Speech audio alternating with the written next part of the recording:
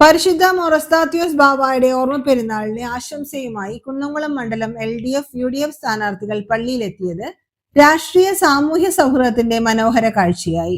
കുന്നംകുളം നിയോജക മണ്ഡലം ഇടതുപക്ഷ ജനാധിപത്യ മുന്നണി സ്ഥാനാർത്ഥി AC മൊയ്തീൻ, UDF സ്ഥാനാർത്ഥി PT അജയ് മോഹൻ എന്നിവരാണ് Kunnamkulam Arthat saint Mary Syrian സിംഹാസന പള്ളിയിലെ ഓർമ്മ പെരുന്നാളിന്റെ ഭാഗമായി പള്ളി സന്ദർശിച്ചത്.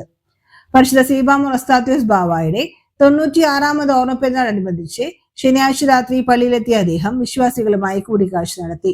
പള്ളിമുറ്റത്ത് ഒഴുകിയെത്തിയ വിശ്വാസികളോട് ചേർന്ന് ചടങ്ങുകളിൽ പങ്കുചേർന്നതോടൊപ്പം കൈകൾ ചേർത്തും പുഞ്ചിരിയുമായി വിശ്വാസികളുമായി സൗഹൃദ സംഭാഷണം നടത്തി അവരുടെ സന്തോഷങ്ങളിലും ആത്മീയ സംഗമത്തിലും പങ്കുചേരുകയും ചെയ്ത ഇരുവരുടെയും സമീപനം ശ്രദ്ധേയമായി.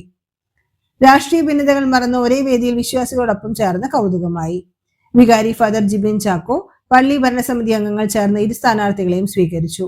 കുന്നംകുളം നഗരസഭാ വൈസ് ചെയർമാൻ PG ജയപ്രകാശ്, ജില്ലാ സെക്രട്ടേറിയറ്റ് അംഗം TK വാസു, UDF നേതാക്കളായ ജോസഫ് ചാലിശ്ശേരി എന്നിവരും മറ്റു പ്രാദേശിക നേതാക്കളും സ്ഥാനാർത്ഥിയെ അനുഗമിച്ചു.